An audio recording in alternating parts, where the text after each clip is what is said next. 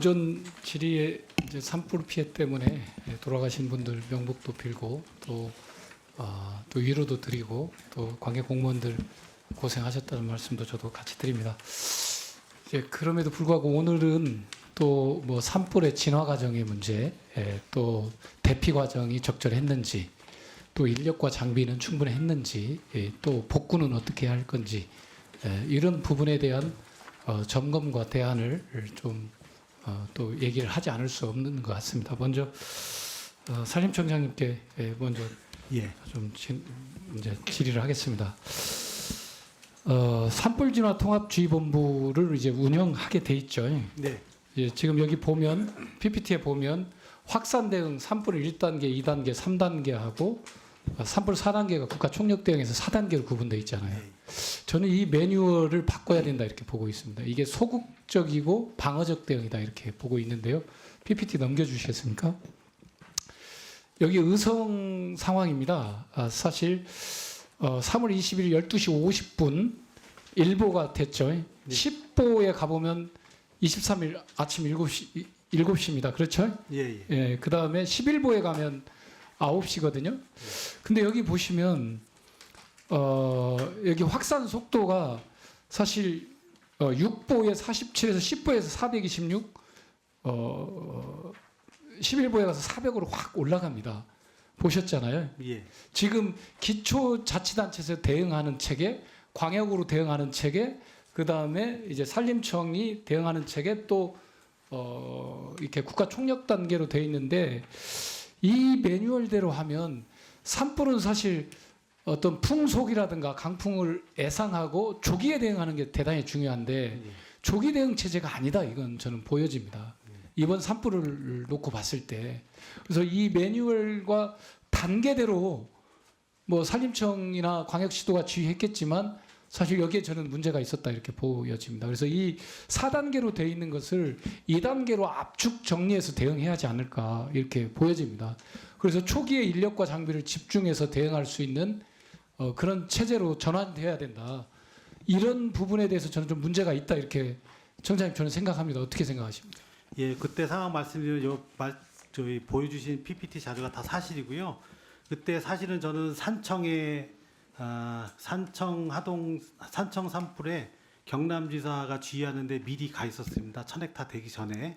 왜 그러냐면 산청이 먼저 발생했고 100헥타에서 1000헥타 넘을 걸 예상을 해서 미리 가 있었는데 경북 의성이 나중에 발화가 됐는데도 불구하고 확산 속도가 더 빨랐습니다. 그래서 제가 산청에 있다가 이제 바로 의성으로 옮긴 상황이고요.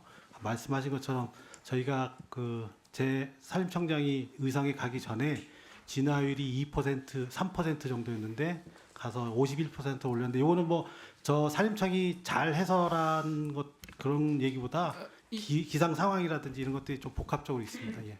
예. 거기 보면 10보하고 11보 사이가 사실 완전히 급격히 바뀌는 과정입니다. 이게 이제 대응 1단계, 2단계, 3단계, 4단계로 전환되는 과정인데 제가 볼 때 산불은 초기에 조금은 과잉할 정도로 인력과 장비를 투입해서 초기 진압하는 게 대단히 중요하다. 특히 기후위기 상황에서 강풍이 또 동서남북 어디에서 바람의 방향이 바뀌고 있는 조건에서 그런 점에서 이 매뉴얼 자체에 대한 재검토가 저는 필요하다고 좀 보여집니다. 그래서 지자체의 인력과 장비, 광역시도의 인력과 장비, 또 산림청의 인력과 장비를 효율적으로 쓸 수 있는 대응 체계로 바뀌어야 된다. 이렇지 않으면 또 기초에서 좀 하다가 또 광역하다가 또 예상치 못한 강풍이 불어서 완전히 손을 놔버리는 상황이 발생할 수 있다는 점을 제가 좀 말씀드린 겁니다. 다음 PPT 봐주시겠습니까? 이번에 이제 대단히 중요한 건 또 돌풍이 뭐 강풍이 있었던 거 아닙니까? 돌풍이 있었던 상황이죠. 여기 최대 뭐 돌풍이 이제 메타퍼세크가 25메타퍼세크까지 나왔는데 돌풍에 대한 대응 훈련 어떤 대응 체계와 훈련 체계가 지금 부족해 보인다라고 저는 보입니다.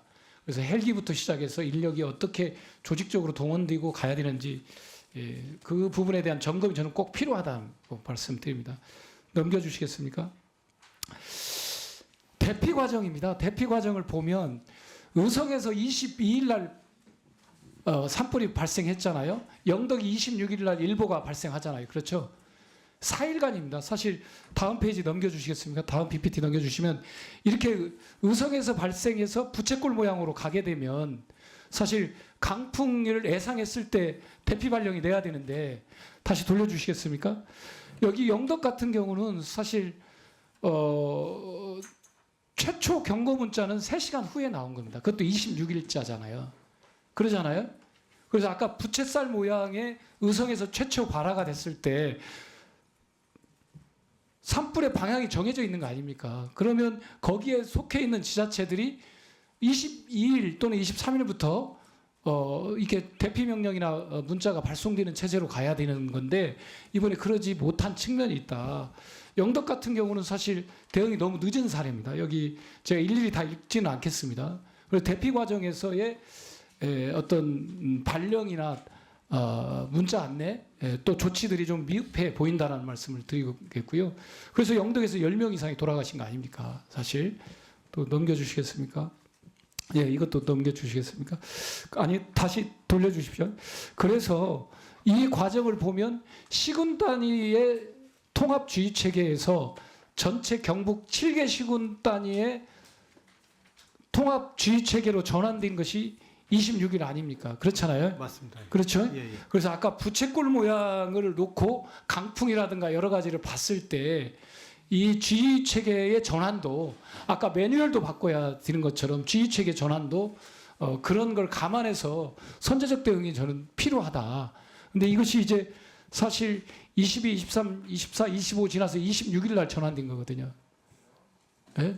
이것도 좀 선제적인 대응 체계에서는 부족해 보인다. 예. 저는 이렇게 생각을 합니다. 그래서 이번 산불을 계기해서 우리가 교훈을 얻는다면 그 부분에 대한 정확한 평가와 대응 체계를 해야 된다. 예. 거기 잠깐만 답변 조금 드려도 되겠습니까? 예, 답변하시기 바랍니다. 그 의성 안동에서 영양까지 가는데 한 8시간 만에 이렇게 확산이 됐고요.